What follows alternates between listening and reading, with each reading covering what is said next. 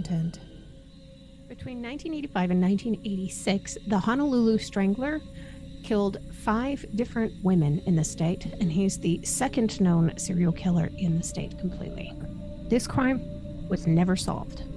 The first victim that the Honolulu Strangler took was a young lady by the name of Vicki Gale Purdy. She was married to a GI who was stationed with the military out there in Hawaii.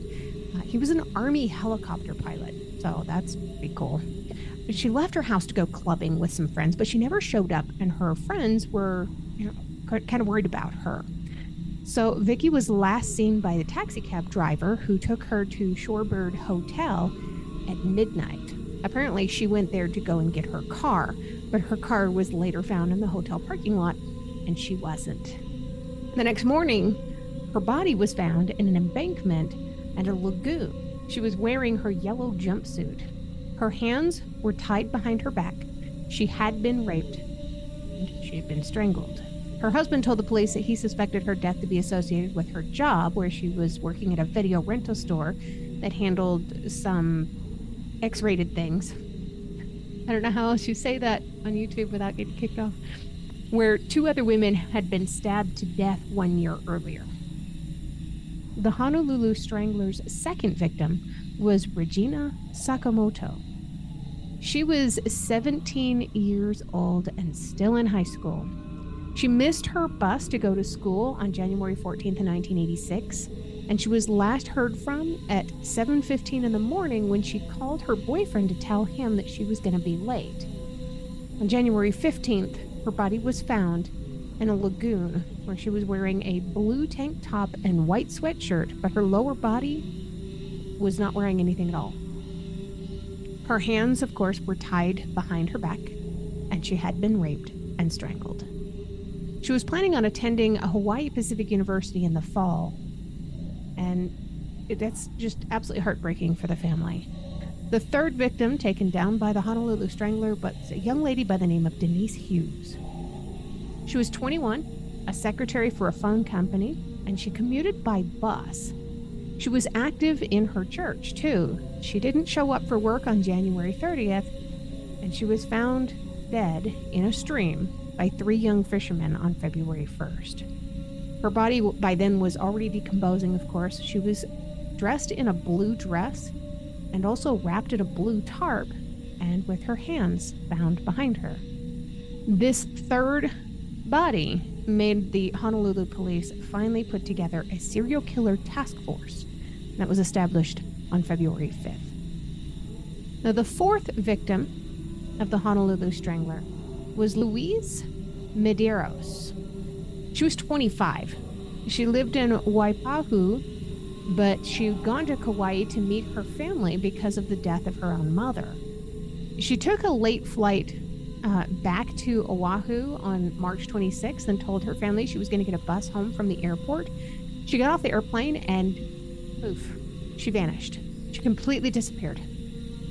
Her body, already decomposing, was found on April 2nd near a stream by some road workers.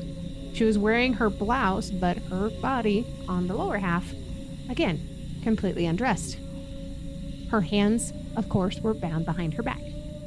And police set up the sting operations using police women around the area and around Honolulu International Airport. They were determined to catch this guy.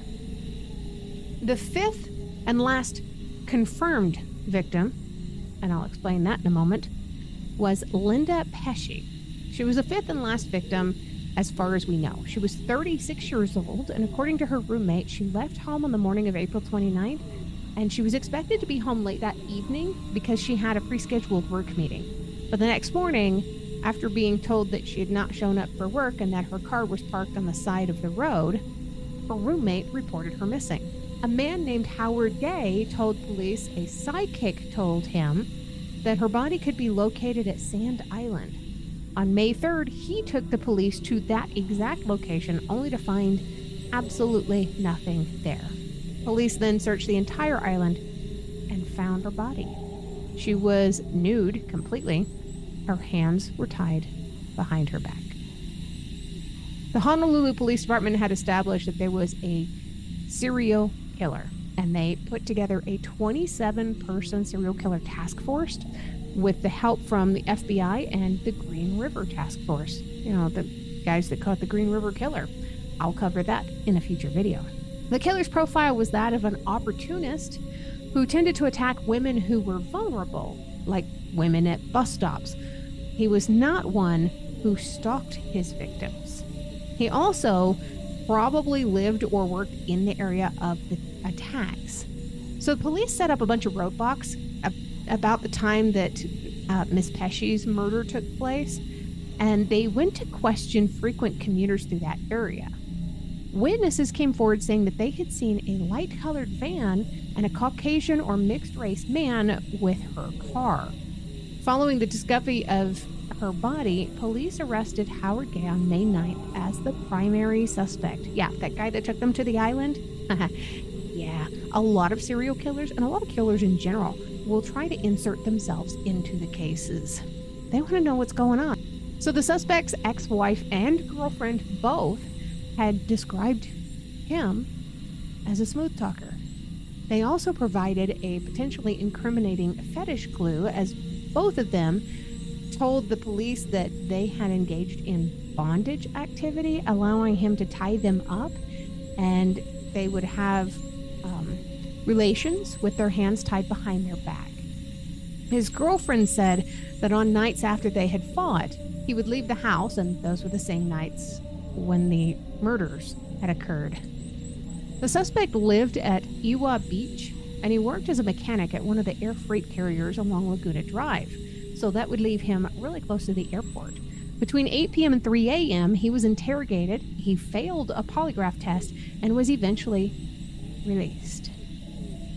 Police followed him, and a $25,000 reward for information was put out by private businesses. 2 months after the arrest, a woman came forward and said that she saw the last victim with a man on the night of her murder. She successfully picked Howard Gay out of a photo lineup. She didn't want to be a witness, though, because she believed that he saw her there as well. Now, the case gets a little cold here, unfortunately, because Howard Gay died in 2003. But you remember how I said there might be another victim? This is Lisa Ah. She was a 19-year-old hairdresser who was found dead around the same time as the others. There was a policeman that was suspected of her murder, though. Very strange. So law enforcement pursued that theory for years and actually overlooked a lot of other evidence. But now some other evidence is finally coming out, and the details and mistakes of the investigation, they show that it had been so botched that some experts say that it completely foiled any chance of justice at all. So Lisa had been working late when she left her salon on January 20th of 1982. She told her coworkers that she was going to go see her boyfriend at his sister's apartment. On her way, the police report shows that she stopped to buy some poke for the occasion. After dinner, she headed home, but she never got there. And no one would ever see her alive again. The next day, her car was found parked on the shoulder of a highway. The search would go on for 10 long days, and on January 31st of 1982, her nude, sadly decomposing body was found in a ravine. A lot of people still believe that it was a police officer who killed her, because when her car was found, the window on the driver's side was rolled down and her driver's license was missing, which kind of made it look like maybe she had been pulled over and she had to pull out her license to be able to give it to the police officer. The police officer that they suspected also lived somewhat near Lisa. Other people believe that it was actually Howard Gay, or at least the Honolulu Strangler.